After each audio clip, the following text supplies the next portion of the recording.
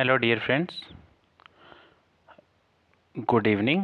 अब जो है हम अगला पार्ट जो है अपने सब इंस्पेक्टर एचपीआई सब इंस्पेक्टर का वो है प्रीवियस ईयर क्वेश्चन पेपर का वो नेक्स्ट पार्ट करने वाले हैं।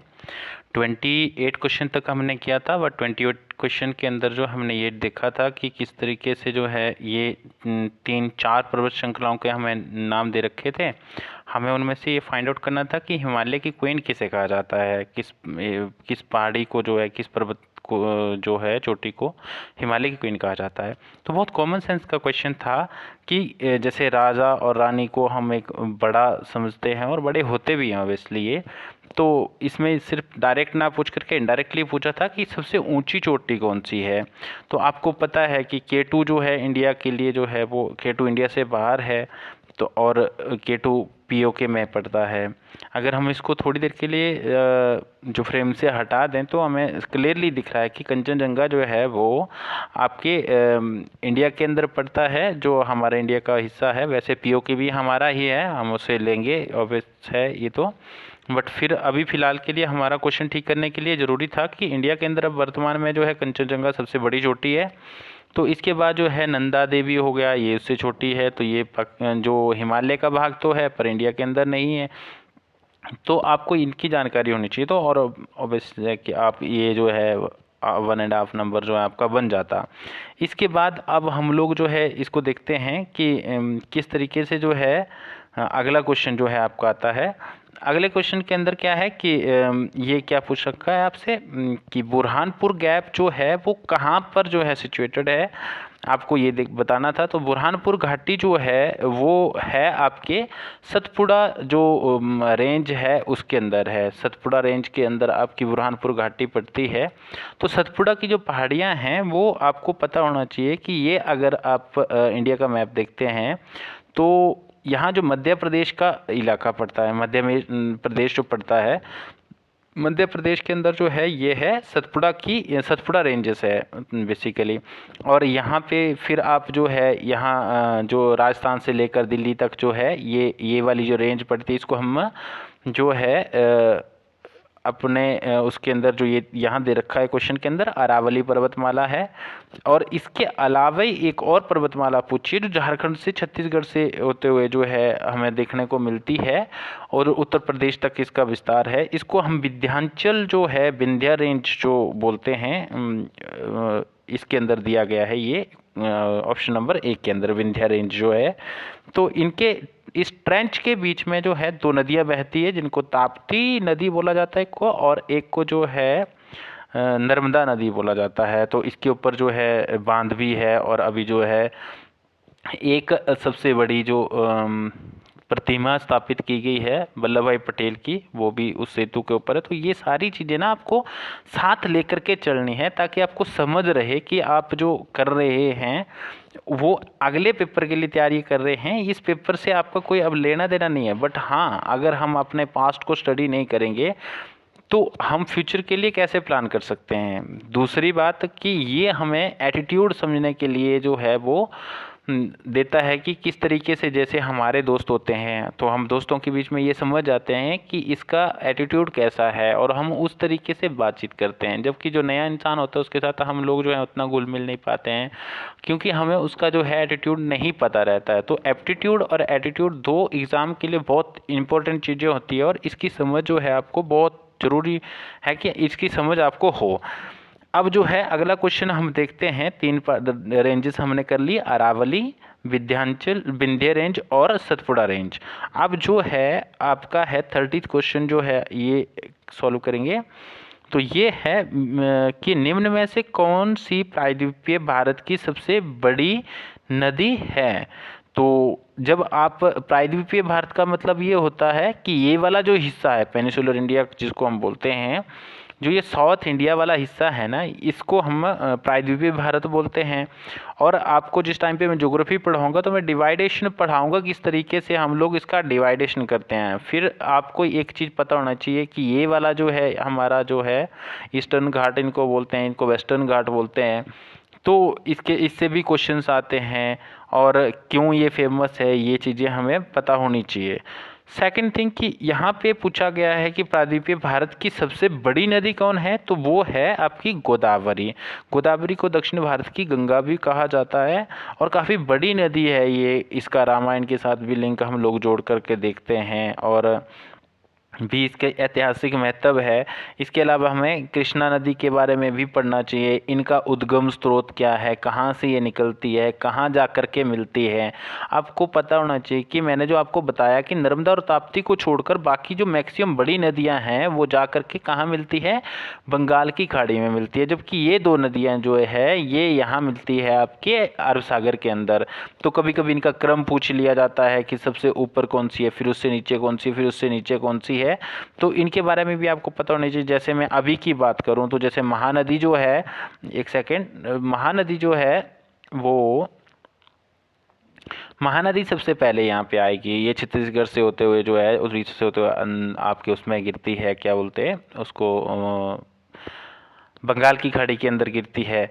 और इसी तरीके से गोदावरी बंगाल की खाड़ी के अंदर गिरती है, कृष्णा भी बंगाल की खाड़ी के अंदर गिरती है। और कावेरी नदी तो बहुत ज़्यादा इंपॉर्टेंट हो जाती है क्योंकि इसके ऊपर बहुत ज़्यादा डिस्प्यूट है, लड़ते रहते हैं ये। नीचे तमिलनाडु हो गया, कर्नाटका हो गया, ये आपस के अंदर इनकी बहुत ज़्यादा जो है वो लड़ाई इस नदी के जल के बंटवारे को लेकर के होती रहती है। तो आपको जो है इसके बारे में आपको पूरी जानकारी रखनी है। दूसरी बात, यहाँ पे जो 4 नदियाँ दी गई हैं, अगर आप PYQ कर रहे हैं तो PYQ के अंदर सिंपल सा गोदावरी लगा के छोड़ नहीं देना है।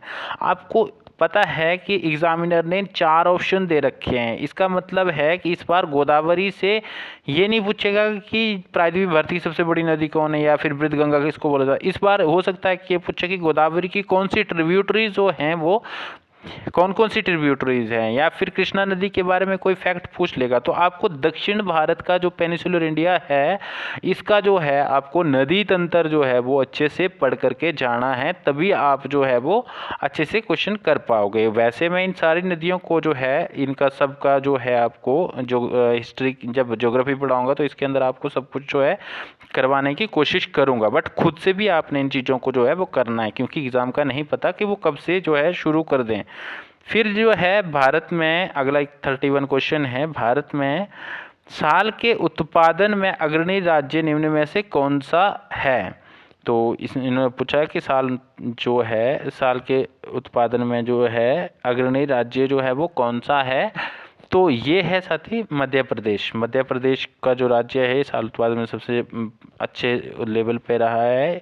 और उसके बाद जो है आपको ये पता करना है कि गन्ना उत्पादन में कौन सा सबसे अच्छी स्टेट है। इसके अलावा जो है मक्की उत्पादन में कौन सा जो है अच्छी स्टेट है। फिर 2022-23 का जो है मोटे अनाज का वर्ष हम लोगों ने घोषित किया है UNO के अंदर, तो ये भी हमें पता होना चाहिए। तो इस तरीके के ना मतलब रिलेटेड फैक्ट आपको जो है वो पता होना चाहिए जो है करंट के अंदर, स्पेशली न्यूज़ के अंदर रहे, वहाँ से तो क्वेश्चन बनने की ज़्यादा संभावनाएँ होती ही होती है। तो आई होप कि आप इस चीज़ को समझ पा रहे होंगे। और 32 क्वेश्चन है कि भारत में सबसे बड़ा कोयला रिजर्व कहाँ पाया जाता है। तो जैसे कि मैंने आपको पहले करवाया, जो ये मैंने आपको जब ये पेनिसुलर इंडिया का मैप करवा रहा था मैं, तो मैंने आपको बताया था कि यहाँ पे एक जो है महानदी है, जो यहाँ पे मैंने महानदी का निशान लगाया अभी भी है आपके सामने। और इसी के साथ जो है एक साथ में जो है एक और नदी है जिसका नाम जो है दामोदर नदी है। दामोदर नदी और महानदी के बीच का जो क्षेत्र है ना, वो कोयला, सबसे ज़्यादा कोयला वहाँ पाया जाता है। आपको पता ही है कि झारखंड और जो छत्तीसगढ़ का एरिया और उड़ीसा का एरिया है वहाँ पे सबसे ज़्यादा कोयला रिजर्व पाया जाता है। और कोयला जो है वहाँ से खनन भी किया जाता है। और आपको पता है कि टाटा जैसी बड़ी कंपनियाँ जो है वहाँ पे स्थापित की गई है। और क्योंकि जहाँ कोयला होगा, आपको देखना चाहिए कि हमारी इकोनॉमी ज्योग्राफी के साथ साथ कैसे रिलेट होती है। कि देखो महाराष्ट्र के अंदर जो है या फिर झारखंड के अंदर जो है, जहाँ पे भी ज़्यादा उद्योग होंगे तो आपको पता होना चाहिए कि वहाँ पे बहुत सारी चीज़ें जो है अवेलेबल होंगी। जैसे कि उनको जब उद्योग लगाते हैं लोहा पिघलाने के लिए तो क्या चाहिए, वहाँ पे कोयला भी चाहिए। तो कोयला को जहाँ पे अवेलेबिलिटी होगी वहाँ पे जो है क्या होगा, वहाँ पे उद्योग भी लगेगा। और क्योंकि अगर कोयला आप वहाँ से ढोकर के दिल्ली ला रहे हैं इतने लंबे रास्ता तय करने के लिए जो कॉस्ट पड़ेगा उसका जो तो उतना ज़्यादा इफेक्ट जो है उसके ऊपर, उसके प्राइस के ऊपर भी पड़ेगा। तो इसलिए आपको ये चीज़ समझनी चाहिए कि यहाँ पे ज़रूर जो है टाटा के जो उद्योग लगा होगा। अब जो है टाटा ने क्यों उद्योग लगाया, ये सारी चीज़ें आपके दिमाग के अंदर जो है वो बैठनी चाहिए, आपको रिलेट करके पढ़ना है इस तरीके से, समझ गए। अब दूसरी बात जो है, हम लोग जो है कावेरी बेसिन के बारे में भी हमें थोड़ी बहुत जानकारी होना चाहिए। नर्मदा बेसिन मैंने आपको नर्मदा के बारे में बता दिया, गोदावरी के बारे में बता दिया। अब जो है कुछ चीज़ें आपको खुद से करनी है। अब सेकंड क्वेश्चन जो है हमारा ये रहेगा 37 क्वेश्चन है। एक सेकंड, क्या मैं छूट तो नहीं रहा हूँ? हाँ, कुछ क्वेश्चन हमारे इसके छूट गए थे। अब जो है 33 क्वेश्चन जो है हम अब डिस्कस करेंगे। निम्न में से कौन सा भारत में न्यूनतम सिंचित राज्य है? न्यूनतम सिंचित राज्य, अगर ज़्यादा पूछा होता तो हम लोग हरियाणा करते हैं। एक बात याद रखना कि हर बार क्वेश्चन आता था और हरियाणा जो है इसका आंसर होता था, हम पंजाब लगा देते थे, उत्तर प्रदेश लगा देते थे, बट जो है इसका जो सबसे ज़्यादा सिंचित जो इरिगेटेड जो स्टेट है वो हरियाणा पड़ता है। अब दूसरा बात हम लोग यहाँ ये समझेंगे कि मिज़ोरम जो स्टेट है वो सबसे कम सिंचित है। आपको पता होना चाहिए कि जो दक्षिण जो आपके नॉर्थ ईस्ट के एरियाज़ है वहाँ पे जो है बहुत सारे जंगल है, ऑलरेडी इतनी बारिश होती है कि वहाँ पे सिंचाई की ज़रूरत ही नहीं पड़ती है। तो आपको पता ही है कि भारत की सबसे ज़्यादा बरखा मनसी राम जो है ये आपका कहाँ पे पड़ता है? मेघालय के अंदर पड़ता है, वहाँ पे होती है। और जैसे ही मानसून जाता है वो पहाड़ियों के बीच में फंस जाता है और वहीं पे ऊपर उठती है और वहीं पे जो है वो बारिश करना शुरू कर देती है। इसके लिए जो है आपको ज्योग्राफी का थोड़ा बहुत नॉलेज होना चाहिए, तब फिर आप इजीली इन चीज़ों को कर पाएंगे। देखो दोस्तों, होता ये है कि एग्ज़ाम के अंदर हो सकता है कि आपको वहाँ पे जो क्वेश्चन आया है उसका आंसर ना पता हो, पर कभी कभी क्या होता है कि आपका जो आपके पास जो नॉलेज होता है ना उसी से आप क्वेश्चन को निकाल सकते हैं। जैसे कि मुझे पता था कि मुझे नहीं पता था इसमें से कि इसमें कौन से राज्य में सबसे कम सिंचाई होती है, बट हाँ मुझे इतना पता था कि जो नॉर्थ ईस्ट की कंडीशंस है वहाँ पे सिंचाई के लिए बहुत कम सब माध्यम अवेलेबल होंगे। तो यहाँ पे आराम से हम लगा सकते थे कि मिज़ोरम इसका अच्छा आंसर था, और वहाँ पे तो वन प्रतिशतता भी बहुत ज़्यादा है तो वहाँ पे सिंचाई की ज़रूरत ही नहीं पड़ती, वैसे ही बारिश हो जाती है। नेक्स्ट जो हमारा क्वेश्चन है 34 क्वेश्चन, भारत में सर्वाधिक गेहूं उत्पादक राज्य कौन सा है? भारत में गेहूं उत्पादक राज्य सर्वाधिक गेहूं उत्पादक राज्य कौन सा है? तो इसके लिए जो है आप जो अपने आप से गेस कर सकते हैं कि उत्तर प्रदेश के अंदर इतनी सारी लैंड है, वहाँ पे आपको पता है कि जैसे आप किसान आंदोलन देख रहे थे आप यहीं पे, तो वो क्यों लड़ रहे थे? वो चाह रहे थे कि गेहूं और चावल का एमएसपी जो है वो सेटअप किया, जो पहले जो है निर्धारित किया जाए। तो इसलिए आपको ना यहीं से एग्जिस्टिंग हरियाणा की कितनी भूमि है, वहाँ से कितना ये गेहूँ होता होगा, कंपेरेटिवली उत्तर प्रदेश का क्षेत्रफल बहुत ज़्यादा है, तो इसलिए आपको जो है इसका आंसर जो है उत्तर प्रदेश लगाना चाहिए था। और आप अगर अपने एग्जिस्टिंग नॉलेज से जो आपके पास है फैक्ट वहीं से अगर इसका आंसर निकालना चाहते तो आराम से निकाल सकते थे। अब 35वां क्वेश्चन जो है हम लोग करेंगे, और ये है आपका कि यूनियन कार्बाइड द्वारा स्थापित भारत में सबसे बड़ा पेट्रो रसायन संकुल क्या था? तो इसके लिए जो है पेट्रोकेमिकल कॉम्प्लेक्स के बारे में पूछा है जो यूनियन कार्बाइड ने स्थापित किया था इंडिया के अंदर। तो ट्राम्बे जो है, हाँ इनके बारे में आपको थोड़ा सा जानकारी होना चाहिए। और क्योंकि बड़ोदरा और बीजापुर तो शायद नहीं था, या फिर नन ऑफ दीज भी आप चूज कर सकते थे, बट ट्राम्बे और बड़ोदरा के अंदर आपको सस्पेंस हो सकता था। तो इसके लिए तो आपको पढ़ना पड़ेगा। जो जितनी बड़ी बड़ी कंपनीज़ है उनके जो हेडक्वार्टर है, जैसे जो है बीपीसीएल है, फिर इंडियन ऑयल है, इनके जो मुख्यालय होते हैं, रिलायंस का मुख्यालय, रिलायंस रिफाइनरीज का मुख्यालय, इनके बारे में आपको जानकारी होना चाहिए। आपको ये पता है कि छोटा नागपुर जैसे क्षेत्रों के अंदर भी इनके, और हरियाणा के अंदर इन्होंने कहाँ कहाँ स्थापित कर रखे, इसके बारे में आपको जानकारी रहनी चाहिए। फिर 36 क्वेश्चन है आपका, नालको ने एकीकृत एल्यूमिनियम संकुल स्थापित किया है, कॉम्प्लेक्स कहाँ स्थापित किया है? तो इसके बारे में जो है ये उड़ीसा के अंदर है। अब जो है यहाँ से आपको थोड़ा सा कन्फ्यूजन इसमें हो सकता था कि छत्तीसगढ़ नहीं ना होकर के राजस्थान के अंदर भी हमें ये वाली चीज़ मिलती है, बट उस लेवल की नहीं मिलती है। तो नालको ने जो है वो एकीकृत एल्यूमिनियम जो कॉम्प्लेक्स है वो स्थापित किया था आपका उड़ीसा के अंदर। तो ये उड़ीसा झारखंड के अंदर जो है आपको जो ये देखने को मिलेंगी बड़ी बड़ी इससे रिलेटेड नालको हो गया, बालको हो गया, इन सब चीज़ों के बारे में आपको लूसेंट छोटी जैसी बुक्स के अंदर ये सारी जानकारियाँ अवेलेबल है, तो आप देख सकते हैं इन चीज़ों को वहाँ जाके भी। बट हाँ, हम 37 क्वेश्चन की बात करते हैं तो भारत में काली मिट्टी किससे संबंधित है। तो भारत में जो काली मिट्टी पाई जाती है वो किससे संबंधित है, तो ग्रेनाइट से तो हो नहीं सकती है, लाइमस्टोन से भी नहीं हो सकती है, सैंडस्टोन भी नहीं हो सकता है। आपको पता है कि काली मिट्टी इनमें नहीं होती है, तो इकलौता ऑप्शन बचता है आपके पास, दैट वाज बेसाल्ट। तो बेसाल्ट के लिए से संबंधित हो सकते है ये वाली चीज़ काली मिट्टी। ओके, तो इसके बाद जो है आपको ये देखना है कि 38 क्वेश्चन के अंदर क्या पूछ रखा है, एगर एगर किससे प्राप्त होता है। तो 38 क्वेश्चन के अंदर ये सीवीड होता है, और सीवीड समुद्री शैवाल से जो है हमें प्राप्त होता है। तो सीवीड से प्राप्त होता है, समुद्री शैवाल बोलते हैं हम इसको। उसके अलावा 39 क्वेश्चन जो है हम डिस्कस करें। 39 क्वेश्चन, निम्न में से कौन सी नौगम्य नदी नहीं है, नौगम्य नदी नहीं है, which of the following is not a navigable river.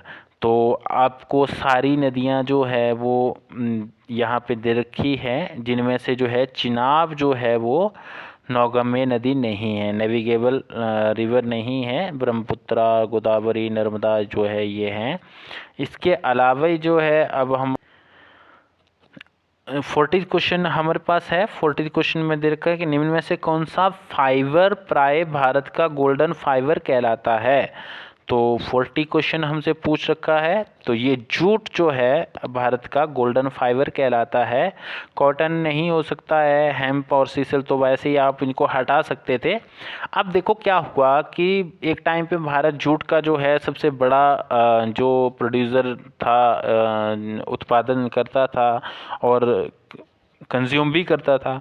But धीरे धीरे क्या हुआ कि जब हम लोग पार्टीशन तक आते हैं तो हमारी बहुत सारी जो जूट मिल्स थी वो क्या हुई, वो पश्चिमी पाकिस्तान, जिसको आज हम बांग्लादेश के नाम से जानते हैं, 1971 के बाद से तो बांग्लादेश के पास चली जाती है। बट फिर भी हम लोगों के पास काफ़ी मात्रा में जो है जूट का उत्पादन जो है वो किया जाता है। भारत में निरक्षरों की सर्वाधिक संख्या किस राज्य में है। तो इसको भी आप जो है 2011 के सेंसस में फाइंड आउट कर सकते हैं। बट फिर भी अगर आपको सेंसस याद नहीं है तब भी आप देख सकते हैं कि जो दक्षिण भारत के राज्य होते हैं या फिर उड़ीसा है, वहाँ पे जो है काफ़ी अच्छी जनसंख्या जो वो लिटरेट है। बट बिहार के अंदर जो है ये समस्या हमें देखने को मिलती है कि वहाँ लिटरेसी रेट जो है वो बहुत कम है।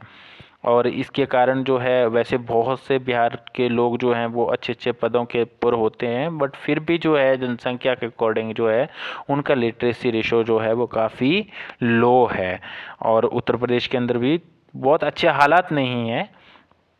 ओके, तो 42 क्वेश्चन जो है अब हम देखते हैं कि इसमें क्या दे रखा है। निम्न में से कौन सा प्रभावी कारक है जिसके कारण जो है वो माइग्रेशन होता है, प्रवासन होता है। देखो दोस्तों, प्रवासन जो है वो इन सभी कारणों से हो सकता है, ठीक। बट आपको सबसे प्रभावी कौन सा बड़ा प्रभावी कारण बताना था, तो आप जो है आपको पता होना चाहिए कि सबसे बड़ा प्रभावी कारण होता है अनएम्प्लॉयमेंट। एम्प्लॉयमेंट के लिए लोग जाते हैं अपना घर बार छोड़ के, अपना परिवार छोड़ के, इतने दूर जो है मजदूरी करने के लिए जाते हैं। आप जब इंडस्ट्रियल एरियाज़ के अंदर जाएंगे तो वहाँ आपको भारत के हर कोने से लोग आए हुए मिल जाएंगे। तो ये सबसे बड़ा कारण जो होता है अनएम्प्लॉयमेंट का तो है। गांव के अंदर जो है कम एम्प्लॉयमेंट इस टाइम पे अवेलेबल है या फिर पहले से कम एम्प्लॉयमेंट अवेलेबल होता है।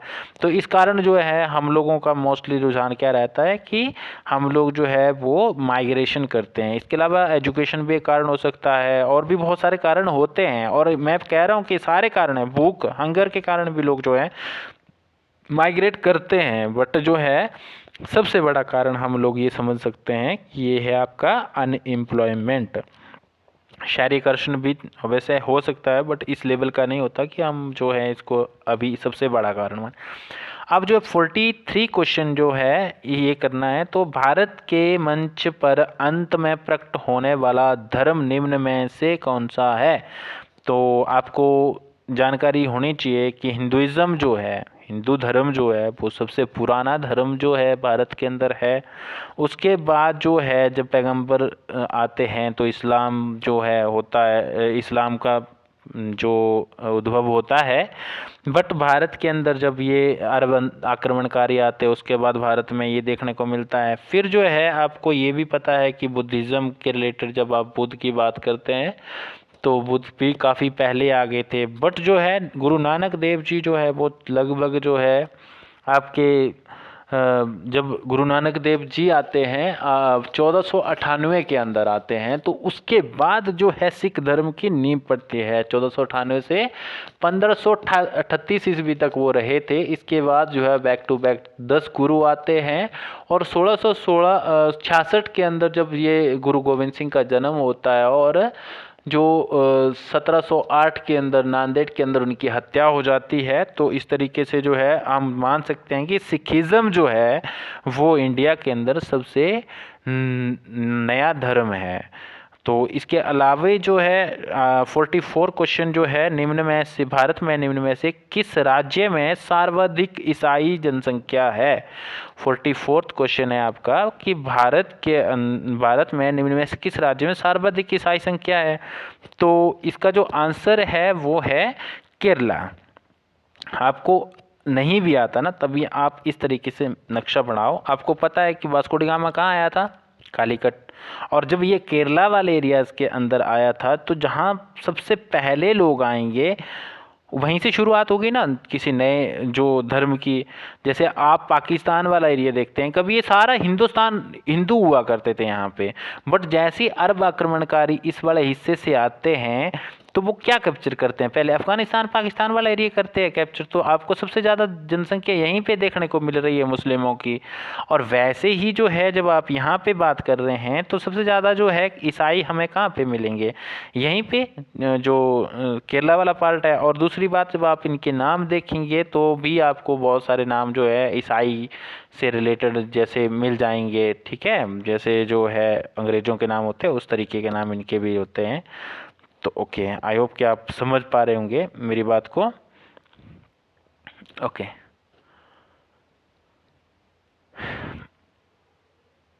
अब जो है 45 क्वेश्चन जो है हम डिस्कस करने वाले हैं। 45 जो हमारा क्वेश्चन आंसर है, इस क्वेश्चन है इसका आंसर रहेगा कि हवा में कार्बन डाइऑक्साइड की बढ़ती सांद्रता के कारण होता है। हवा में the increasing concentrations of carbon dioxide into the air causes. तो इसका कॉज पूछा है कि क्यों होता है, तो इसका सिंपल सा आंसर है, जिसको नहीं भी आता होगा वो भी लगा देगा कि ग्लोबल वार्मिंग के कारण होता है। इसके अलावा जो है 46 क्वेश्चन की हम बात करें तो कचरे के निपटान की उत्तम पद्धति क्या है, disposal of garbage best method क्या है। तो आपको इसका बेस्ट मेथड जो है वो पता करना है, तो ये है भस्मीकरण, ठीक है। और इसके अलावा जो है 47th क्वेश्चन जो है आपको ना कंसेप्ट के ऊपर ज़्यादा फोकस करना है, ठीक है, ताकि जो है आपको दिक्कत ना हो आगे के लिए, क्योंकि बहुत आराम से आप इन चीज़ों को जो है स्टडी कर सकते हैं और आप अपना जो आपके पास एग्जिस्टिंग नॉलेज है उसके बेसिस के ऊपर ही क्वेश्चन आंसर सॉल्व करने हैं, अगर आपको क्वेश्चन का एग्जैक्ट आंसर नहीं आता है तो। अब 47 क्वेश्चन की मैं बात करूं तो 47 क्वेश्चन के अंदर क्या होता है कि जेट धाराएं जो है बहती हैं। इसमें पूछा गया जेट धाराएं कहाँ से किस दिशा की ओर बहती है, तो ये वेस्ट टू ईस्ट बहती है। अब मैं आपको इसका एक थोड़ा सा इतिहास बताता हूँ। जब जो है आपको पता है कि वेस्ट टू ईस्ट होंगी तो ऐसे होंगी, है कि नहीं। अब आप वर्ल्ड के मैप को देखिए, होता क्या था जब जो है अमेरिका जो है एक महाद्वीप है, अमेरिका महाद्वीप के अंदर एक USA United state of America देश है, तो उत्तरी अमेरिका का देश है ये। अब यहाँ से जब वो अपनी उड़ान भरते थे और जब वो बम्बारमेंट के लिए जाते थे तो उन्होंने एक चीज़ फाइंड आउट करी कि जब वो यहाँ से जा रहे हैं ना तो उनका फ्यूल काफ़ी लग रहा है, ठीक है। अब जब ये फ्यूल काफ़ी लग रहा है तो उन्होंने देखा कि यार इसका रीज़न क्या है। अब देखो कि ये इंडिया के ऊपर से मत लाइएगा इसको, ठीक है।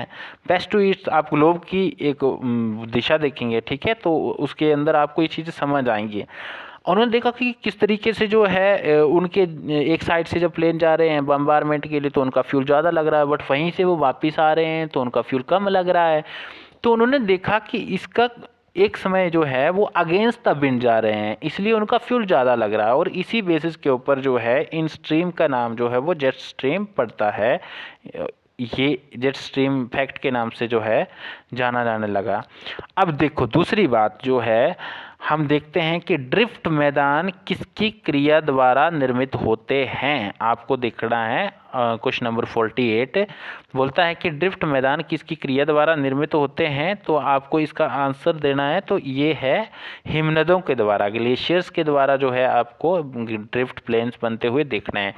अब जो है क्वेश्चन ड्रिफ्ट मैदान से तो आएगा नहीं, अगली बार कुछ और पूछेंगे तो आप जो है इन चीज़ों के बारे में पढ़ेंगे कि जब विंड्स चलती है तो कौन से जो तरीके की जो है उनका निर्माण, भूकृतियों का निर्माण होता है, मोरैन बनता है, आउटवाश बनता है, इसके अलावा जो है ड्रमलिन बनता है, ये ग्लेशियरों के बता रहा हूँ, ठीक है, एस्कर्स बनता है।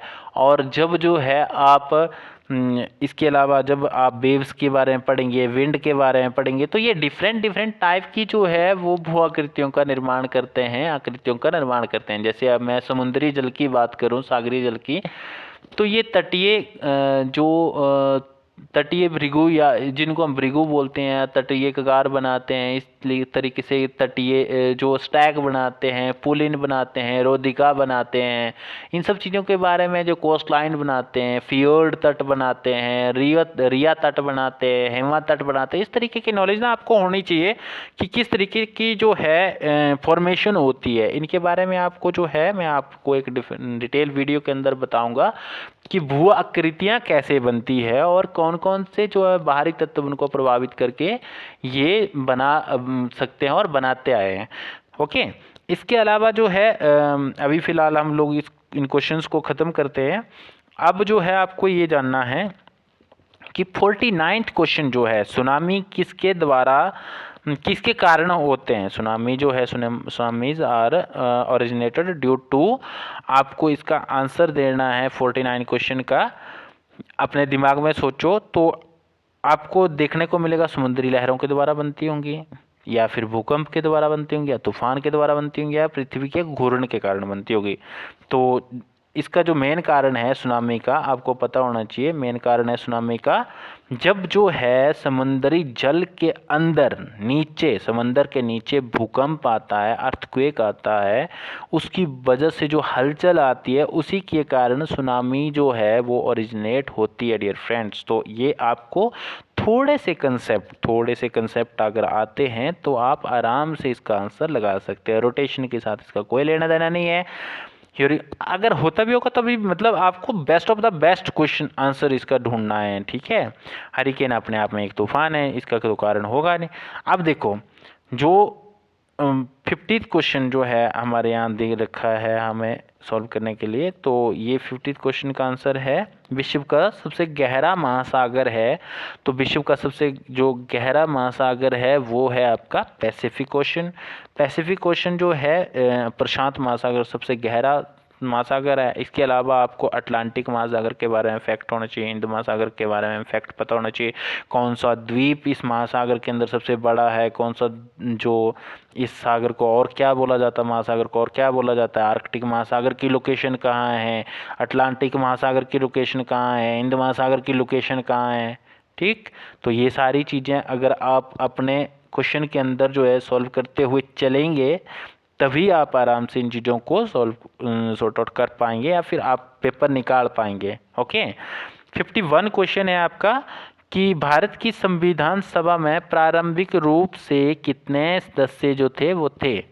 तो इसका आंसर जो हमें दे रखा है वो 300 है।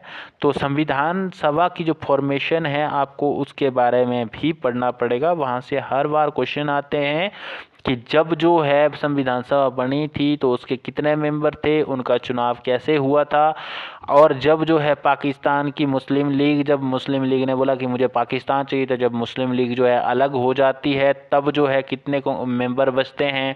इसके अलावा राजाओं के कितने लोग जो थे वो नॉमिनेटेड थे, उसके अंदर कितनी उनकी संख्या रखी गई थी। इसके अलावे कांग्रेस के कितने लोग थे, फिर संविधान सभा की आलोचना जो की जाती है, उसके जो विद्वानों ने आलोचना की वो क्या था, ठीक, उसके बारे में सारे फैक्ट आपको पढ़ने। और ये आपको किसी भी बुक के अंदर जब आप पॉलिटी शुरू करेंगे तो वहाँ पे आपको शुरुआत के अंदर ये सारे फैक्ट दे रखे। और मैं आपको बताऊं कि जब जो पॉलिटी होती है उसके जो शुरू के 3-4 चैप्टर होते हैं ना, उसमें से ही आपके मोस्ट ऑफ द क्वेश्चन आते हैं। मतलब आपके पॉलिटी क्वेश्चन आ रहे हैं, 30 क्वेश्चन आ रहे हैं, 30 क्वेश्चन में से 20-22 मतलब 10-15 क्वेश्चन ऐसे होते हैं जो पहले 2-3 क्वेश्चन उसमें से पार्ट से ही आते हैं। इसका कारण ये होता है कि देखो संविधान का फॉर्मेशन उसके अंदर हुआ है, संविधान के बारे में उसके अंदर पहले 2 चैप्टरों के अंदर बताया गया है, फिर जो है फंडामेंटल राइट वगैरह आपके पहले 2-3 चैप्टर के अंदर आ जाते हैं, नागरिकता उसके अंदर आ जाती है। इसके अलावा जो है आपके सोर्सेज जो है कहाँ से क्या लिया गया है ये इम्पोर्टेंट होता है। तो इसके बारे में आपको जानकारी जो है वो अपने ढंग से पढ़ना है। ये पहले 2-3 चैप्टर तो पॉलिटी के बहुत ज़रूरी होते हैं। फिर 54 जो है क्वेश्चन है, इसका जो आंसर है, भारतीय संविधान में न्यायिक पुनरावलोकन की जो है जुडिशियल रिव्यू जिसको हम बोलते हैं कि संकल्पना किसके संविधान से ली गई। अब देखो हमने डिस्कस किया और क्वेश्चन भी आ गया कि सोर्सेज से भी हमारे क्वेश्चन आते हैं, कहाँ से हमने क्या लिया है। तो ये जुडिशियल रिव्यू का जो सिस्टम है हमने यूएसए से लिया है, ये बाकी देशों के अंदर नहीं है, क्योंकि यूएसए एक देश ऐसा है जहाँ पे जो है जुडिशियल रिव्यू का सिस्टम है। जुडिशियल रिव्यू डियर ये होता है कि मान लो कि पार्लियामेंट ने जो है कोई एक्ट पास कर दिया और जो वो एक्ट है जुडिशरी जो है जिसको हम जो हमारा जो लोकतंत्र है, हम लोग पढ़ते हैं लोकतंत्र के 3-4 पार्ट जो है, 3-4 संस्थाएं जो इम्पोर्टेंट होती है, जैसे पार्लियामेंट होगी, एग्जीक्यूटिव बॉडी होगी और साथ में जो ये जुडिशरी हो गई, ये सारी चीज़ें जो है साथ मिल करके जो है एक तंत्र का निर्माण करती है। अब देखो कि एक्ट कौन बनाता है, पार्लियामेंट बनाती है। पार्लियामेंट ने जो है वो एक्ट बना दिया। अब जो है आपको क्या करना है, पार्लियामेंट ने एक्ट बना दिया, अब ये एक्ट जो है वो इसका रिव्यू करेगी जुडिशरी, और जुडिशरी को लगता है कि ये एक्ट जो है वो संविधान के जो बेसिक स्ट्रक्चर है उसके खिलाफ है, मूल भावना के खिलाफ है, तो क्या होगा कि वो इसको नलीफाई कर सकती है, और ये पावर उसको आर्टिकल 13 के अंदर दी गई है।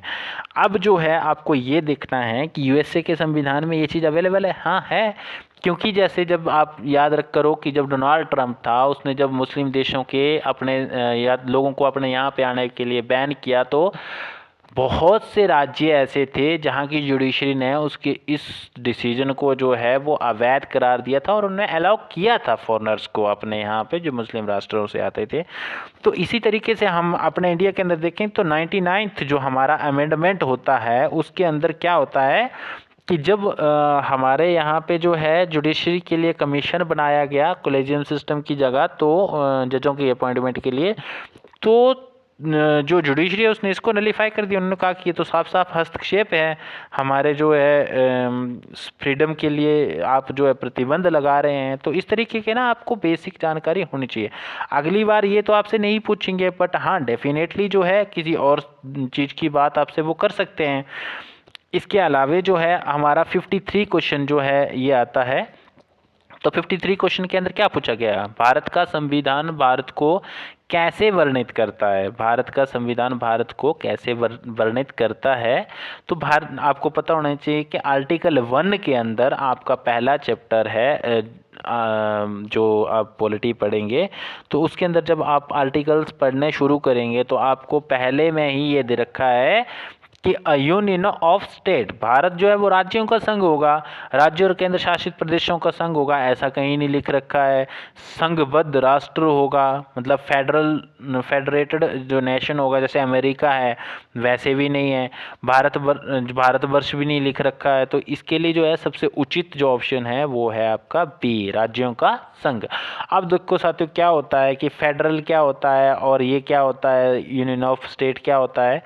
जैसे अमेरिका अमेरिका का संघ है ना, अमेरिका में क्या है कि उनके कुछ एक राज्यों ने मिल करके फैसला किया कि हम लोग इकट्ठे रह के अपने कुछ एक अधिकार जो है वो सेंटर को दे देंगे और वो रिप्रेजेंट करेगा। हम इंटरनेशनली तीन चार जो राइट वो दे रखते हैं, जैसे कि उन लोगों ने बोला कि हमारे जो कम्युनिकेशन डिपार्टमेंट है वो आप संभालेंगे, हमारी फॉरेन पॉलिसीज आप संभालेंगे, हमारा रक्षा जो है तंत्र आप संभालेंगे, उस तरीके का। पर इंडिया के अंदर ऐसा कुछ भी नहीं है। इंडिया के अंदर जो है ये चीज़ें नहीं, बल्कि हम अगर कोई स्टेट अच्छे से परफॉर्म नहीं कर रही है तो हम डायरेक्ट वहाँ पे राष्ट्रपति शासन लगा देते हैं, ठीक।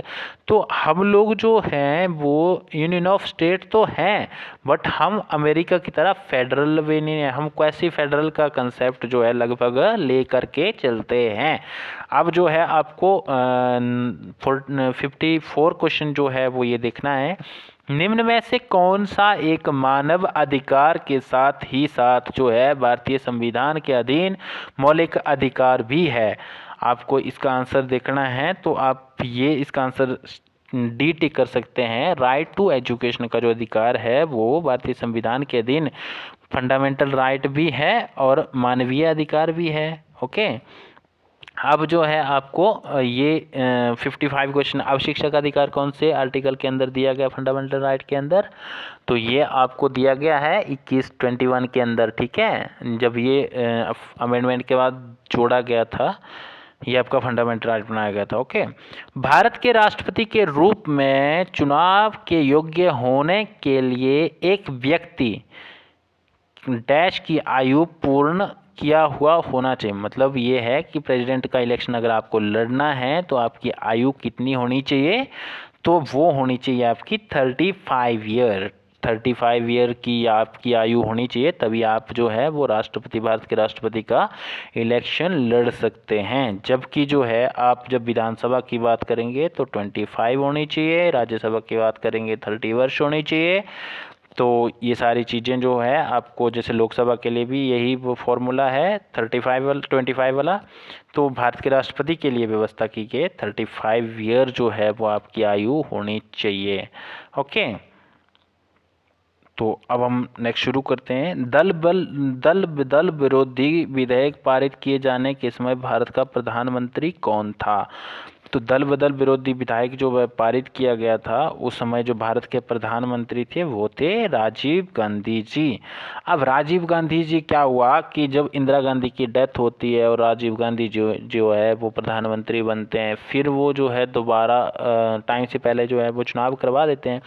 अब चुनाव के अंदर जो है उनको जो है वो लैंडस्लाइड विक्ट्री जो है वो मिलती है। इतिहास के अंदर मोदी ने वो मुमकिन करा है, बट उससे पहले वो चीज़ पॉसिबल नहीं हुई थी, तो लैंडस्लाइड विक्ट्री मिलती है। अब इनको डर लगता है कि कहीं जो है वो, क्योंकि वो नए नए थे, उनको पॉलिटिक्स का उतना अनुभव नहीं था उस समय, वो जो थे वो चाहते ही नहीं थे कि पॉलिटिक्स के अंदर आए। और क्योंकि संजय गांधी काफ़ी एक्टिवली पार्टिसिपेट करते थे, बट अनफॉर्चुनेटली संजय गांधी की जो है वो डेथ हो जाती है, तो राजीव गांधी जी को जो है वो परिस्थितिवश आना पड़ता है राजनीति के अंदर।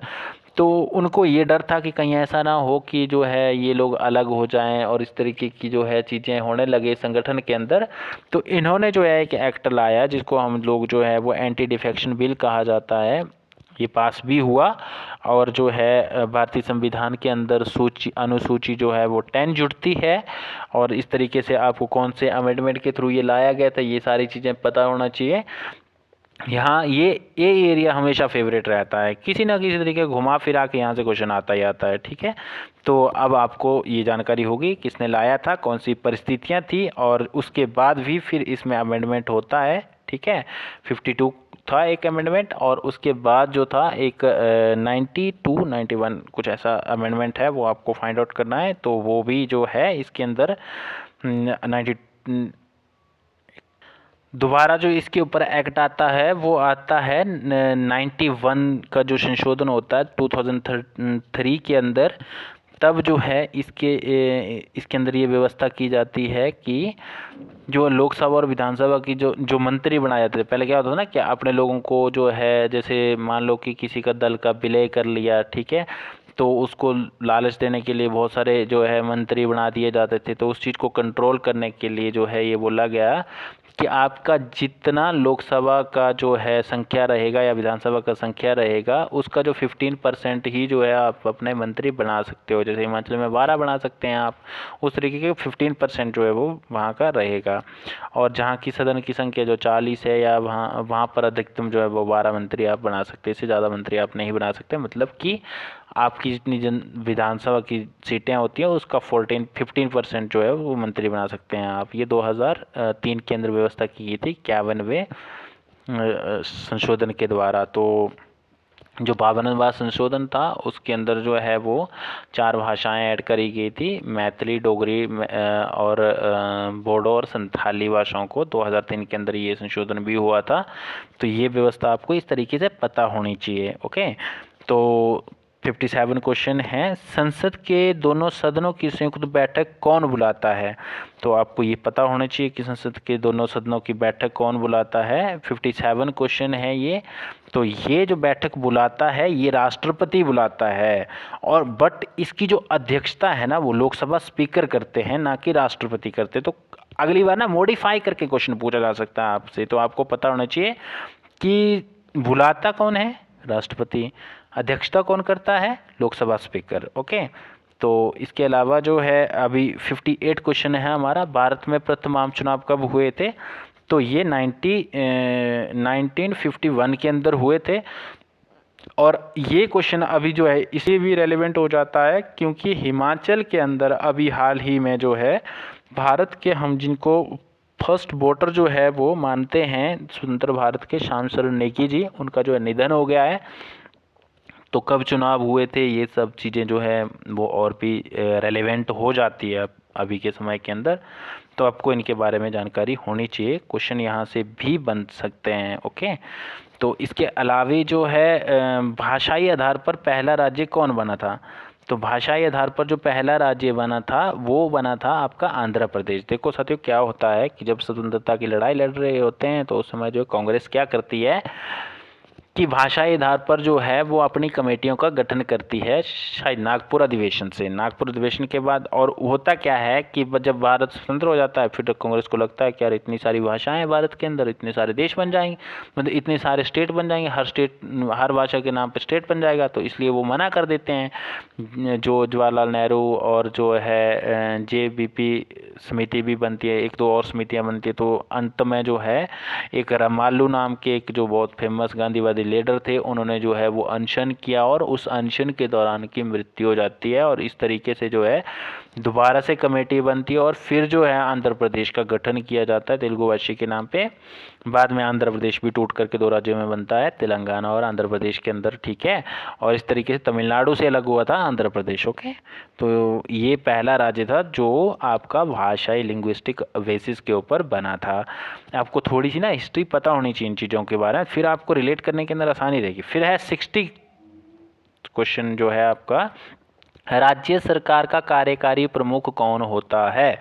तो आपको पता होना चाहिए कि जो गवर्नर होता है वो राज्य सरकार का कार्यकारी प्रमुख होता है। ओके, जैसे 2 प्रकार के प्रमुख होते हैं ना, जैसे आप जब स्टेट की बात करेंगे तो राज्यपाल होता है, सेंटर की बात करेंगे तो राष्ट्रपति होता है। बट जो एक्चुअल के अंदर जो काम करता है, जिसके पास एक्चुअल के अंदर पावर होती है, वो स्टेट के अंदर मुख्यमंत्री होता है और सेंटर के अंदर प्रधानमंत्री होता है। बट यहाँ पे एग्जीक्यूटिव हेड जो होता है वो राज्यपाल होता है, वहीं पे सेंटर में एग्जीक्यूटिव हेड जो वो राष्ट्रपति होता है। बट आपको यहाँ मतलब अगर वहाँ पे एक्चुअल की बात की जाएगी, वास्तविक जो होता है वो कौन होता है, तो ये सिर्फ बोलने के लिए होता है। जैसे हमारे यहाँ पे एक कहावत होती है ना, जैसे फूफा होते हैं हमारे, है ना, फूफा होते हैं, और वैसे ही इनकी भी पोजीशन होती है। जब जो है ये जमाई होता है तो क्या होता है कि बहुत आवभगत होती है, बहुत सत्कार होता है, ठीक। बट जब वो फूफा बन जाता है तो आप अपने फूफा को कितना पूछते हैं कि आपको क्या करना है। बट जब वो उस घर के दामाद रहे होंगे, हिमाचली में जमाई बोलते हैं, तो जो उस समय जो है उसकी जितनी आवभगत होती है उतनी नहीं होती, बाद में जाए वो मुँह फुलाता रहे। वैसे राज्यपाल होता है कि अगर कितना कुछ भी ज़्यादा पावर होती नहीं है, जो मुख्यमंत्री बोलेगा उनको करना ही पड़ेगा। बट फिर भी जो है उसकी जो है औपचारिक तौर पर उसको मनाया रखा जाता है। वैसे ही आपकी शादी में आपके फूफा को भी रखा जाएगा। वैसी स्थिति जो है वो राज्यपाल और राष्ट्रपति की है।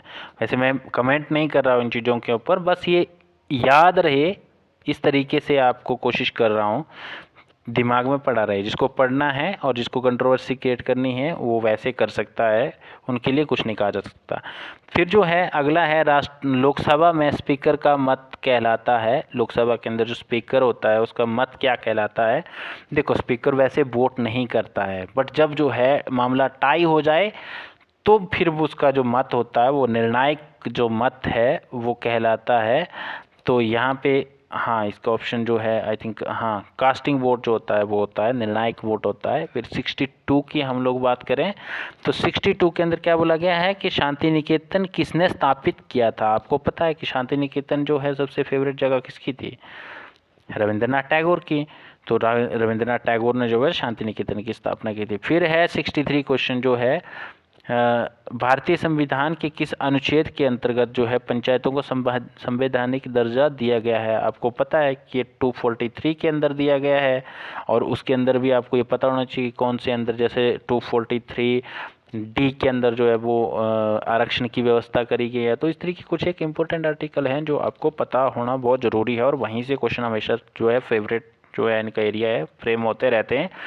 आपको अगर मैं पॉलिटी के अंदर मतलब जो है प्रिसाइजली बताऊं तो ये वाला एक हो गया आपका दल बदल वाला, एक हो गया आपका पंचायत वाला चैप्टर, एक हो गया आपके आर्टिकल्स जो हैं वहाँ से, ठीक है, और दूसरा हो गया राष्ट्रपति, तीसरा हो गया आपका, ये 3-4 जो हैं, फर्स्ट के 2-3 सोर्सेज हो गए आपके, यहाँ से हमेशा क्वेश्चन आते ही आते हैं। संविधान सभा हो गया, तो इन सब चीज़ों को आपने पढ़ के जाना है। भारत का प्रथम उप प्रधानमंत्री कौन था? तो आपको पता ही है सबको कि उस समय जो एल के अडवाणी तो थे नहीं, मेन उसके अंदर चरण सिंह भी नहीं थे, मोरारजी देसाई तो थे बट उस लेवल के नेता उस टाइम पे वो भी नहीं थे। तो सरदार वल्लभ भाई पटेल हमारे पास इकलौते ऑप्शन बचते हैं, और हम लोगों को ये जो है पता होना चाहिए, पटेल जी जो है भारत के प्रथम उप प्रधानमंत्री भी थे। फिर 65 क्वेश्चन के अंदर आता है कि संसद के किस सदन में पीठासीन अधिकारी सदन का सदस्य नहीं होता है? तो दोस्तों ये नहीं होता है राज्यसभा के अंदर। आपको पता है कि जो राज्यसभा को चेयर करता है वो करता है हमारा वाइस प्रेसिडेंट ऑफ इंडिया, और जो वाइस प्रेसिडेंट ऑफ इंडिया होता है अगर वो राज्यसभा को चेयर करता है, पर वो आपको पता है कि उसका जो चुनाव होता है वो आपका जो है एक मंडल वो बनाया जाता है, एक इलेक्टोरल कॉलेज बनाया जाता है, उसके द्वारा इसका चुनाव होता है। तो आपको ये जानकारी होनी चाहिए कि वो जैसे लोकसभा का जो अध्यक्ष होता है वो लोकसभा से ही होता है, उसी से चुना जाता है। विधानसभा का अध्यक्ष विधानसभा से ही चुना जाता है। विधान परिषद का अध्यक्ष जो है वो भी विधान परिषद से ही चुना जाता है। तो इस तरीके से जो है लोकसभा का जो राज्यसभा है इसका जो अध्यक्ष होता है वो भारत का जो क्या बोलते हैं उपराष्ट्रपति होते हैं वो एक्स ऑफिशियो चेयरमैन होते हैं इसके। ओके, अब जो है 66 क्वेश्चन की अगर मैं बात करूं तो 66 क्वेश्चन के अंदर क्या पूछा गया है कि भारतीय संविधान में 9वीं अनुसूची जोड़ी गई। तो भारतीय संविधान के अंदर जो 9वीं अनुसूची जोड़ी गई थी, आपको थोड़ा सा इसका भी इतिहास पता होना चाहिए कि ये क्यों जोड़ी गई। ये प्रथम संशोधन के द्वारा जोड़ी गई थी। हुआ क्या था कि एक्चुअली में लैंड को हम लोगों ने क्या करा कि जब हम लोग जो संविधान सभा ने संविधान बनाए तो हमने क्या बोला कि प्रॉपर्टी हमारा फंडामेंटल राइट होगा। अब हमें विकास करने के में अंदर प्रॉब्लम हो रही थी। अब आपको सड़क बनानी है, आपको उद्योग लगाना है, आपको कारखाने लगाने हैं, तो क्या होना चाहिए? आपको लैंड रिफॉर्म लाना है। तो क्या है कि आपको जो लैंड एक्वायर करना पड़ेगी, लैंड की जो है लेना पड़ेगी। अब लोग लैंड देते नहीं थे, अगर आपने ज़बरदस्ती ली 200 आर्टिकल जो है 226 के अंदर और जो है आर्टिकल 32 के अंदर कहाँ चले जाते थे? सीधे चले जाते थे कहाँ पे? सुप्रीम कोर्ट और हाई कोर्ट के अंदर। अब हाई कोर्ट सुप्रीम कोर्ट क्या करता? बोलता कि ये जो फंडामेंटल राइट है आप तो इनका वायलेशन नहीं कर सकते हैं। इसलिए उन्होंने क्या करा कि संविधान के अंदर जो है एक 9वीं अनुसूची जोड़ी फर्स्ट संशोधन के द्वारा। और जब फर्स्ट संशोधन के द्वारा उसको जोड़ा गया तो फिर क्या करते? कोई अमेंडमेंट कोई बिल लाया और उसके अंदर रख दिया। तो उसके अंदर ये व्यवस्था थी कि उसके अंदर अगर कोई चीज़ चली गई तो उसके ऊपर जो है वो कोई जुडिशियल रिव्यू नहीं होगा, जो कोर्ट है वो अपना डिसीजन नहीं दे सकता है। तो इसलिए जो जितने रिफॉर्म किए जाते थे लैंड रिफॉर्म वो सारे उसमें डाल दिए जाते थे।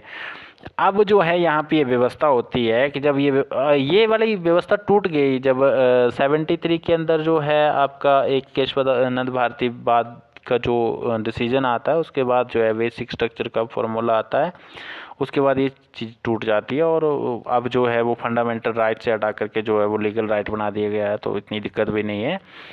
तो आपको पता होना चाहिए कि ये क्या है, ठीक है, फर्स्ट अमेंडमेंट के अंदर। और बाकी जो 4 अमेंडमेंट आपसे 3 अमेंडमेंट पूछी कि उसके बारे में भी है, जैसे 42 सेकंड जो है अमेंडमेंट है, ये बहुत इंपॉर्टेंट है, आपको ये सब चीज़ें पढ़नी पड़ेंगी, है ना।